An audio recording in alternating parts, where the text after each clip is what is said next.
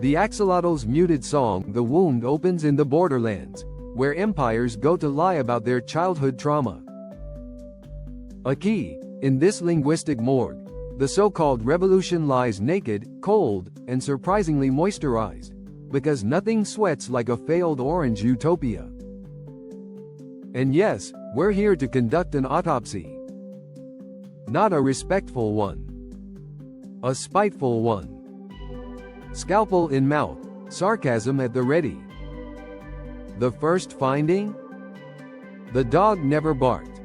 Not because the intruder was stealthy, oh no, because the dog was on the state payroll, enjoying its benefits package, and humming along to the national telenovela.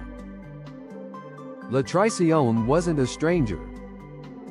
She'd been living in the guest room, using the good towels. Mexico didn't get a revolution. It got a metamorphosis non fini.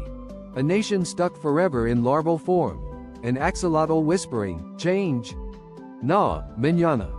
The promised transformation of language, the shattering of colonial syntax, became a state-funded speech impediment.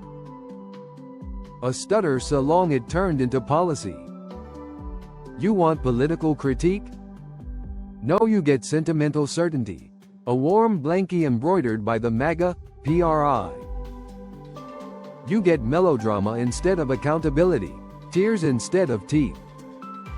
Aprendi a llorar, the national anthem of the bureaucratic orphanage. And when the revolution needed fire, needed logos, needed a spine, what did the people choose? A telenovela subplot about forbidden love between two cardboard archetypes. Who needs structural critique when you have commercial breaks?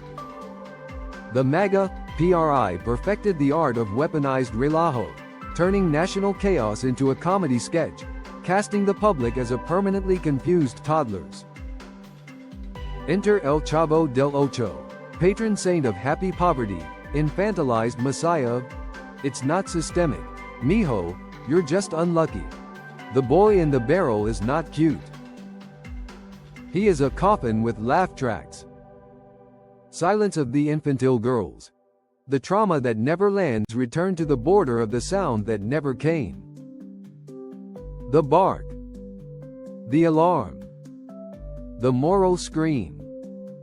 All absent, why the collective conscience had its earbuds in, blasting its favorite, YMCA, political lullaby.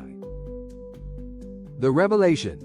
Trump's long trail of violated girls, victims who deserved a linguistic reckoning, should have detonated the national psyche. Instead, the movement shrugged, sniffled, and went back to its regularly scheduled doom scrolling.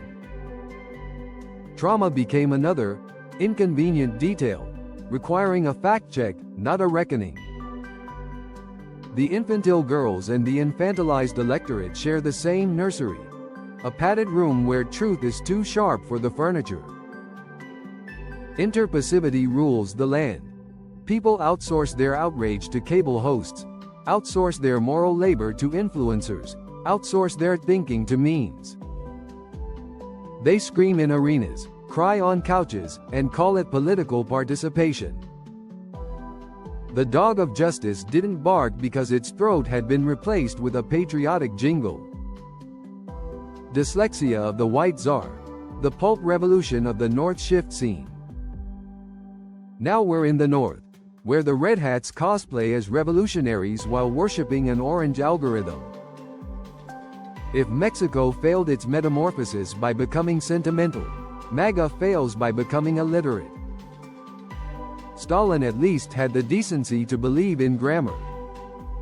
He built his totalitarianism on ruthless linguistic architecture.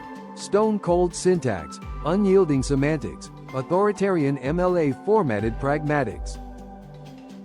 But MAGA? MAGA built its revolution out of hashtags, all caps, attention to this matter, and permanent misspellings. This is the anti-Stalin strategy. Not permanence through the sacred text, but chaos through the sacred tweet. While Stalin used language as steel, MAGA uses it as Jell-O shots. Slurpable. Unstable. vaguely patriotic. The dog of accountability should have barked here too, but MAGA tranquilized it with alternate facts, cable news rage porn, and the soothing promise that truth is optional, reality negotiable, and reading comprehension elitist. The public became an army of infantilized consumers, hungry not for justice, but for simple feelings wrapped in red, white, and nostalgia. We now live in the era of political dyslexia, where the national language is a series of typo-riddled emotional spasms. Why read complex thought when the dear leader can scream everything at a third-grade level? America didn't get a revolution. It got a linguistic aneurysm. The last axolotl.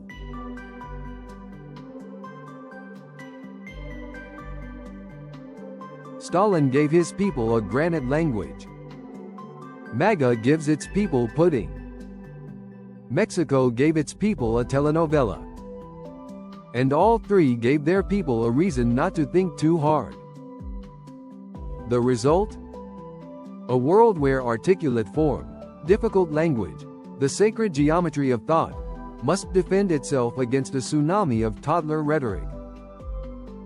The axolotl waits in the canal, breathing slowly, watching this parade of linguistic failure. It refuses to metamorphose until the world earns the right to use grown-up words again. La lingua waits for the fire. Not metaphorical fire. Real fire. The kind that burns away the distortion field, leaving only the scar, raw, necessary, unrepentant. The dog did not bark, it hummed. It swayed. It watched the empire collapse in 720p.